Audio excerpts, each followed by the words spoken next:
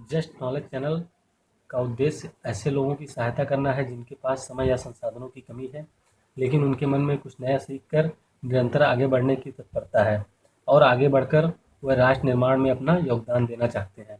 यह मेरा राष्ट्र हित तथा लोकहित में एक छोटा सा प्रयास है। नमस्कार दोस्तों, आप सभी का स्वागत है हमारे यूट्यूब चैनल जस्ट नॉलेज में। आज के इस वीडियो लेसन में हम भारत के संविधान के बारे में बात करेंगे। तो संविधान के बारे में बात करने से पहले हम थोड़ा सा संविधान के बारे में बात कर लेते हैं कि आखिर में संविधान होता क्या है। तो संविधान जो शब्द है वो इंग्लिश में इसे कॉन्स्टिट्यूशन कहा जाता है। तो कॉन्स्टिट्यूशन जो है यह लैटिन भाषा के शब्द कॉन्स्टिट्यूटिव से बना हुआ है। कॉन्स्टिट्यूटिव, जिसका मतलब होता है शासन का सिद्धांत। तो अगर परिभाषा की बात करें तो जो बहुत से लोग इसकी परिभाषा देते हैं उनमें से एक परिभाषा है इसकी कि संविधान एक ऐसा लेखापत्र या दस्तावेज है जो सरकार की रूपरेखा व प्रमुख कृत्यों का निर्धारण करती है। यह वही दस्तावेज है जो राज्य के समस्त अंगों जैसे कि विधायिका, कार्यपालिका और न्यायपालिका को शक्तियाँ प्रदान करती है। इन तीनों को संविधान की मर्यादाओं में रहकर ही अपने कर्तव्यों का निर्वहन करना होता है। अगर कुछ आसान से शब्दों में बात करें तो संविधान एक प्रकार का एक डॉक्यूमेंट है प्रिंसिपल का।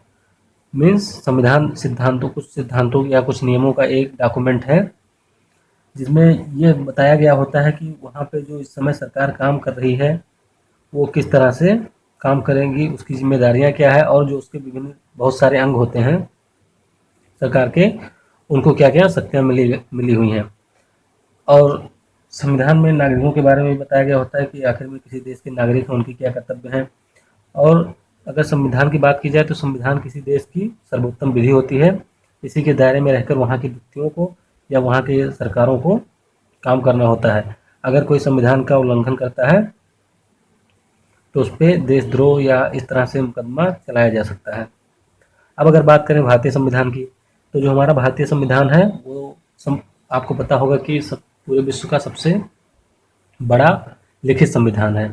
तो अगर बात करें सबसे छोटे लिखित संविधान की तो वो है मोनाको सिटी का।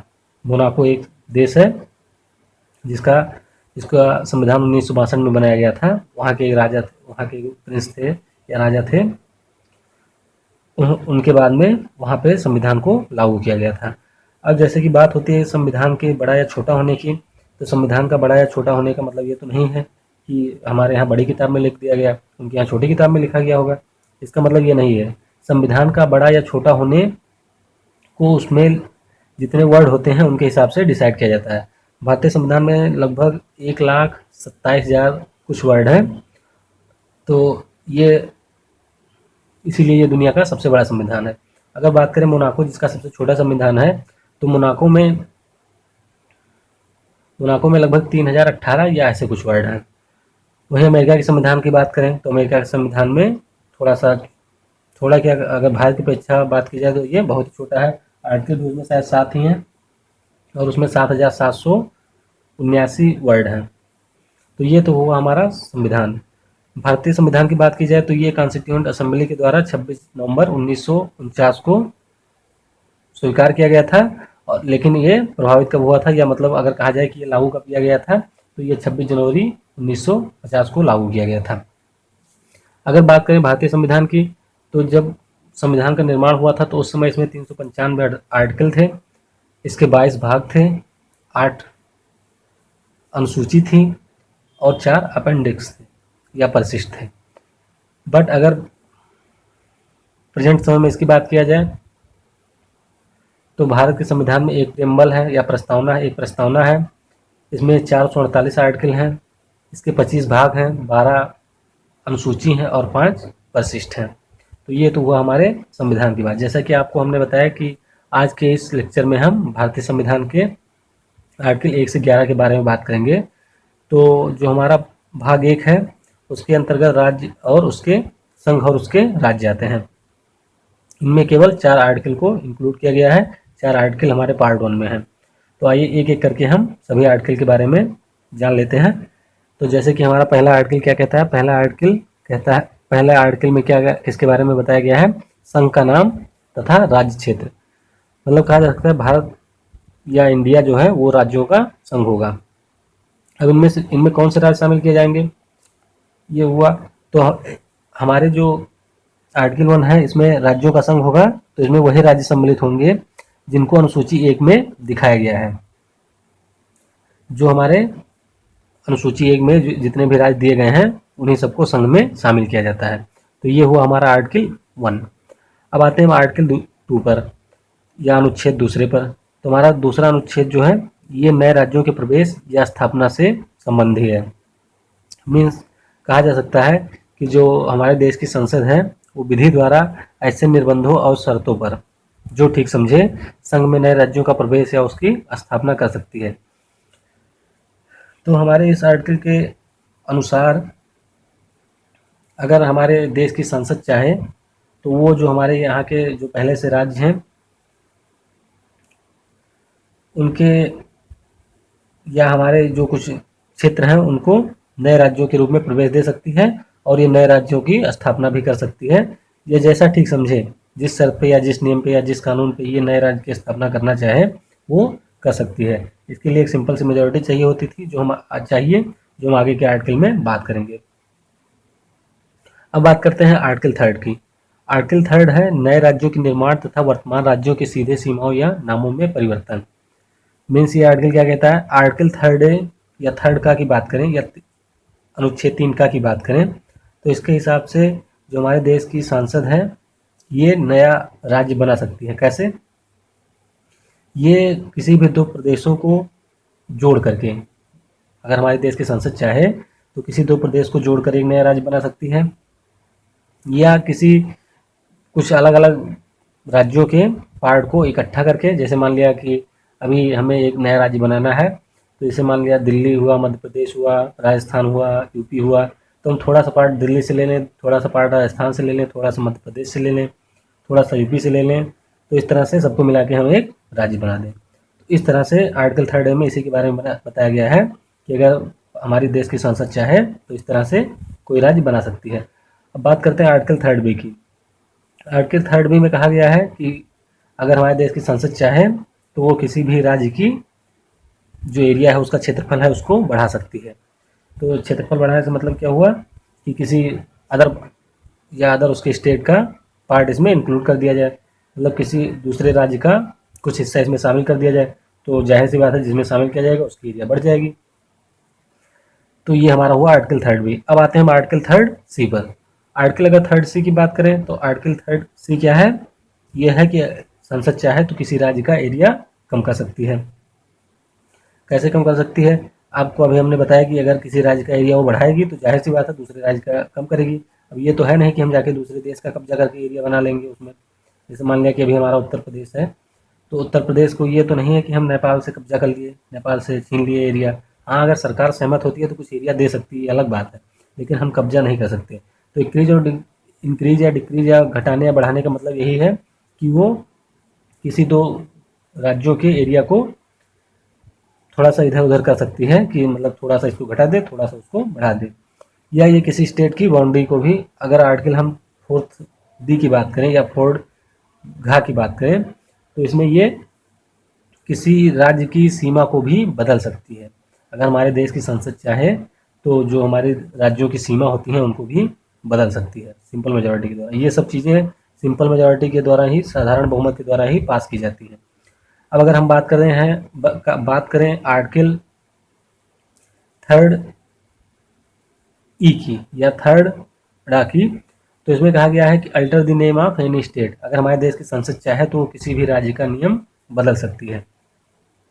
इसके बारे में बात करें कि जैसे हमारा जो उत्तर प्रदेश है, बहुत सारे लोग हमेशा आवाज़ उठाते रहते हैं कि इस देश का नाम ये करिए या इस प्रदेश का नाम ये करिए, इस प्रदेश का नाम बदल के ये कर दीजिए। जैसे उत्तर प्रदेश से हरित प्रदेश बनाने की मांग हुई थी, विदर्भ से निकाल के महाराष्ट्र बनाने की मांग हुई थी, बोडोलैंड असम से निकाल के मांग हुई थी, कोडगू मांग हुई थी कर्नाटक और पुडुचेरी के कुछ एरिया को लेकर। तो इस तरह से बहुत सारे लोग हैं हमारे देश को, आपको पता ही होगा इतना बड़ा कंट्री है, अलग अलग लोगों की सोच है, जितने आदमी उतनी सोच। तो ये सब हमेशा कुछ ऐसा वैसा करते रहते हैं। तो ये तो हुआ हमारा आर्टिकल 3। आपको पता ही होगा कि अगर हमारे देश की अब नए राज्य को बनाने में वैसे संसद तो चाहे तो सिंपल मेजोरिटी के द्वारा ही नया राज्य बना देगी, लेकिन नया राज्य बनाने में बहुत सारी परेशानियां सामने आती हैं हमारे पार्लियामेंट के या सेंट्रल गवर्नमेंट के, क्योंकि आप जानते हैं कि अगर नया राज्य बनाया गया तो उसमें हाई कोर्ट भी बनाया जाएगा, उच्च न्यायालय, सेक्रेटेरियल भी या सचिवालय भी बनाया जाएगा, और उसके बाद में उस राज्य की नई कैपिटल बनाइए, उस पर बहुत सारा खर्चा होगा। तो इस तरह से बहुत सारी परेशानियां आती हैं। लेकिन इसके बावजूद भी सन 2000 में जब हमारे देश में अटल बिहारी वाजपेयी की सरकार थी तो उन्होंने उत्तर प्रदेश से कुछ पार्ट को अलग करके उत्तराखंड बना दिया। उसके बाद में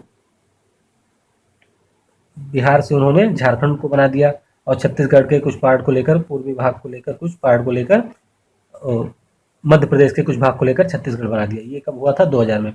अभी जल्दी की बात की जाए तो 2014 में भी आंध्र प्रदेश के कुछ भाग को अलग करके तेलंगाना बना दिया गया था। हालांकि वहाँ पे तो ये नए राज्यों की मांग को लेकर जब से हमारा देश आज़ाद हुआ तभी से इसको लेकर मांग होती रही है कि नया राज्य चाहिए, नया राज्य चाहिए, नया राज्य बनाइए। भाषा के आधार पर बहुत बार मांग हुई। जैसे भाषा के आधार पर सबसे पहले 1953 में आंध्र प्रदेश को बनाया गया था। तो इस तरह से हमारे देश में बहुत सारी मांगें होती थी। तो ये तो हुआ हमारा आर्टिकल 4। तो इस तरह से जो हमारा भाग 1 था उसमें जो चारों आर्टिकल थे इनके बारे में हमने बात कर ली। मैं आशा कर रहा हूँ कि आपको ये समझ में आया होगा। अब हम आगे बढ़ते हैं और आते हैं अपने भाग 2 पे। भाग 2 क्या है? भाग 2 में नागरिकता के बारे में बताया गया है। तो नागरिकता का नाम सुनते ही हमारे मन में आता होगा कि यार नागरिकता क्या है, या नागरिक कौन होता है, या नागरिकता में किसको शामिल किया जा सकता है। तो हमारे संविधान में नागरिकता के लिए भी कुछ प्रावधान किए गए हैं। मतलब कोई भी व्यक्ति किसी देश का या किसी प्रदेश का क्या बात की जाए, देश का, जैसे हमारे देश की बात की जाए तो कोई भी व्यक्ति हमारे देश का नागरिक कब कहलाएगा? जब उसको देश की कुछ मौलिक अधिकार दिए गए होंगे। मौलिक अधिकार हमारे कॉन्स्टिट्यूशन में है, जो आर्टिकल 12 से लेकर 35 तक है। इसके बाद अगले वीडियो में हम उसी के बारे में चर्चा करेंगे। तो ये हमारा हुआ नागरिकता क्या है। तो नागरिक जो होते हैं वो फॉरेनर से कुछ या विदेशियों से कुछ मामलों में डिफरेंट होते हैं। अगर हमारे यहाँ पे कुछ आपको पता ही होगा, मतदाता पहचान पत्र, आधार कार्ड, पैन कार्ड, ये सारे बहुत सारे हैं। तो ये सब जो हमारे होते हैं ये हमारे देश के नागरिकों को या जो भारत देश के नागरिक हैं उन्हीं को ये दिया जाता है। ऐसा नहीं कोई विदेशी आए उसका पैन कार्ड यहाँ से बना दिया जाए, आधार कार्ड। हालांकि कुछ इधर उधर होता रहता है मतलब, लेकिन वो नागरिक नहीं कहा जा सकता है। इसके लिए नागरिकता पे हमारे आर्टिकल में कुछ नियम बनाए गए थे। तो चलिए बात कर लेते हैं उन नियमों की। आइए हम आते हैं अपने आर्टिकल 5 पर। तो आर्टिकल 5 जो है वो हमारा संविधान के प्रारंभ पर नागरिकता के बारे में है। तो संविधान के प्रारंभ में कौन से व्यक्ति नागरिक थे भारत के? जो भारत के राज्य क्षेत्र में जन्म लिए थे। ऐसे व्यक्ति जिनका जन्म जो उस समय भारत के राज्य क्षेत्र थे उनमें उनका जन्म हुआ था, वो उस समय संविधान के प्रारंभ पर भारत के नागरिक थे। या आर्टिकल 5B की बात करें तो जिनके माता या पिता में से कोई भारत के राज्य क्षेत्र में जन्मा था वो भी भारत के नागरिक होंगे। अगर कोई बच्चा है उसके माता पिता भारत के किसी राज्य क्षेत्र में जन्मे थे तो वो भारत का नागरिक होगा। फिर आर्टिकल 5C की बात करें तो आर्टिकल 5C कहता है कि जो ऐसे प्रारंभ से ठीक पहले कम से कम 5 वर्ष तक भारत के राज्य क्षेत्र में मामूली तौर से निवासी रहे हों। इसका मतलब क्या हुआ कि मान लीजिए कोई व्यक्ति है जो, जैसे हमारा संविधान 26 जनवरी 1950 को लागू हुआ था, तो उसके लागू होने से पहले मतलब 26 जनवरी 1945 के पहले से अगर कोई व्यक्ति भारत में अस्थायी रूप से निवास कर रहा है तो संविधान जब लागू हुआ था तो उसे भारत की नागरिकता अपने आप ही मिल जाएगी। तो ये हमारा हुआ आर्टिकल 5। अब हम बात करते हैं आर्टिकल 6 की। आर्टिकल 6 में कहा गया है कि पाकिस्तान से भारत को प्रव्रजन करने वाले कुछ व्यक्तियों के नागरिकता के अधिकार। तो ये आर्टिकल हमारा जो है, मान लीजिए कि कोई व्यक्ति है जो भारत के किसी भाग में आ गया है, कहाँ से? उस एरिया से या उस भाग से जो इस समय पाकिस्तान में, आपको पता होगा कि पाकिस्तान को भारत का ही पार्ट था, उसको अलग कर दिया गया था। तो अगर पाकिस्तान के किसी भाग से अगर कोई व्यक्ति भारत में आ जाता है तो उसको भारत की नागरिकता मिल जाएगी। लेकिन यह कब होगा कि अगर वो व्यक्ति जो है उसके माता पिता या उसके वो ग्रैंड पेरेंट्स या मातामही पितामही कहा जाता है, अगर वो भारत में उनका जन्म हुआ हो या वो भारत के नागरिक हो, जैसा कि हमारे गवर्नमेंट ऑफ इंडिया या भारत सरकार अधिनियम 1935 में बताया गया था। अगर उसके हिसाब से उसके माता पिता भारत के नागरिक होंगे या भारत की नागरिकता उन्हें प्राप्त होगी तो उस व्यक्ति को भी भारत की नागरिकता मिल जाएगी। तो आगे बढ़ते हैं, हम बात करते हैं आर्टिकल 6 बी की। आर्टिकल 6 बी कहता है कि अगर कोई व्यक्ति जो 19 जुलाई 1948 के पहले पाकिस्तान के किसी भाग से भारत में आकर बस गया हो तो उस व्यक्ति को भी भारत की नागरिकता दे दी जाएगी। तो ये तो हुआ हमारा आर्टिकल 6। अब हम बात करते हैं आर्टिकल 7 की। आर्टिकल 7 कहता है पाकिस्तान को प्रवचन करने वाले कुछ व्यक्तियों के अधिकार। मान लीजिए कोई व्यक्ति है, वो भारत के राज्य क्षेत्र में रह रहा है, निवास कर रहा है, फिर उसके बाद में वो क्या करता है, भारत के राज्य क्षेत्र को छोड़ करके पाकिस्तान के राज्य क्षेत्र में जाकर रहने लगता है, तो उसकी जो भारत की नागरिकता है वो अपने आप ही छीन ली जाएगी अगर वो जाके पाकिस्तान में निवास करने लगेगा तो ये तो हुआ हमारा आर्टिकल 7। अब बात करते हैं आर्टिकल 8 की। आर्टिकल 8 में कहा गया है कि भारत के बाहर रहने वाले भारतीय उद्भव के कुछ व्यक्तियों की नागरिकता के अधिकार, मीन्स एनआरआई। आपको पता ही होगा एनआरआई के बारे में। तो अगर कोई व्यक्ति है जिसके माता पिता भारत के हैं लेकिन वो कुछ समय से अस्थायी रूप से निवास कर रहा है कहाँ, भारत के बाहर किसी दूसरे राज्य, किसी दूसरे देश में, तो जो वहाँ पे मीन्स एम्बेसडर भारतीय राजदूत होंगे उस देश में, भारत के राजदूत होंगे, उन रिप्रेजेंटेटिव के पास में जाकर भारत की नागरिकता को ले सकता है। अगर वो रिप्रेजेंटेटिव के पास जाके वो अपना जो फॉर्म होगा भरेगा और उसको भारत की नागरिकता मिल जाएगी। तो ये था आर्टिकल हमारा 8। अब हम बात करते हैं आर्टिकल 9 की। आर्टिकल 9 में क्या कहा गया है, विदेशी राज्य की नागरिकता स्वेच्छा से अर्जित करने वाले व्यक्तियों का नागरिक न होना। तो ये तो आप आसानी से समझ गए होंगे कि अगर कोई व्यक्ति है जो हमारे देश को छोड़ के जाता है किसी दूसरे देश में और वहाँ की नागरिकता को एक्सेप्ट कर लेता है तो उसकी भारतीय नागरिकता अपने आप रद्द कर दी जाएगी, क्योंकि भारतीय संविधान केवल सिंगल नागरिकता को ही या एकल नागरिकता को ही मान्यता देता है। तो ये हुआ हमारा आर्टिकल 9। अब बात करते हैं आर्टिकल 10 की। आर्टिकल 10 क्या कहता है, नागरिकता के अधिकारों का बना रहना। तो ये आइए थोड़ा जान लेते हैं कि क्या है ये नागरिकता के अधिकारों का बना रहना। इसका मतलब ये है कि अगर कोई व्यक्ति है वो भारत का नागरिक है तो वो भारत का नागरिक कब तक बना रहेगा कि जब तक भारत की जो संसद है वो कोई ऐसा प्रावधान नहीं लाएगी या कोई ऐसा तरीका नहीं, कोई नया नियम नहीं बनाएगी, तब तक वो भारत का नागरिक बना रहेगा, उसकी नागरिकता छीनी नहीं जा सकती है। तो ये हुआ हमारा आर्टिकल 10। अब हमारा जो आखिरी आर्टिकल है आज का वो है आर्टिकल 11, या नागरिकता के संबंध में जो हमारा आखिरी आर्टिकल है वो है हमारा आर्टिकल 11 या अनुच्छेद 11। अनुच्छेद 11 में क्या कहा गया है, अनुच्छेद 11 में कहा गया है कि संसद द्वारा नागरिकता के अधिकार का विधि द्वारा विनियमन किया जाना। अब इसका मतलब क्या है कि इसका मतलब ये है कि केवल भारत की जो संसद ही है वो नागरिकता के लिए कोई भी नियम या कोई भी कानून बना सकती है, या किसी भी तरीके से अगर कोई है जो नागरिकता का छीन सकती है, जैसे आर्टिकल 10 में बताया गया है कि केवल संसद ही नागरिकता के अधिकारों का हनन कर सकती है या नागरिकता को छीन सकती है। तो वही है कि अगर संसद जब भी चाहे तो नागरिकता के लिए कुछ अलग सा संशोधन करके संविधान में कुछ नया कानून बना सकती है। तो ये हुआ हमारा आर्टिकल 11। आशा करता हूँ कि आपको ये जो हमारा आज के 11 आर्टिकल हैं ये आसानी के साथ समझ में आ गए होंगे। फिर भी अगर आपको इनमें से कोई आर्टिकल समझ में ना आया हो तो आप उसको इस वीडियो के कमेंट में जाकर कमेंट कर सकते हैं, हम उसको अपने अगले वीडियो में उसके बारे में फिर से चर्चा कर लेंगे। तो आज की इस वीडियो में इतना ही। इसका इंग्लिश वर्जन भी हमारे चैनल पर अपलोड कर दिया गया है, आप चाहें तो उसे भी देख सकते हैं। अपने हम अगले वीडियो में जो नागरिकों को मौलिक अधिकार दिए गए हैं उसके बारे में बात करेंगे। जैसे कि आपको पता है कि हमारे संविधान में 12 से 35 तक के नागरिकों के मौलिक अधिकार के बारे में बताया गया है कि या कौन कौन से मौलिक अधिकार दिए गए हैं उनके बारे में चर्चा की गई है। तो आज का ये वीडियो यहीं समाप्त होता है। आशा करता हूँ कि आपको ये वीडियो अच्छा लगा होगा। अगर आपको ये वीडियो अच्छा लगा हो तो नीचे लाइक बटन दबा दीजिए या वीडियो को लाइक कर सकते हैं। आप चाहें तो वीडियो के बारे में हमें कमेंट करके भी बता सकते हैं। और अगर आप इस चैनल पर अपलोड होने वाले और वीडियो को बारे में जानकारी चाहते हैं तो इस चैनल को नीचे दिए गए बटन को दबाकर सब्सक्राइब कर लीजिए। धन्यवाद।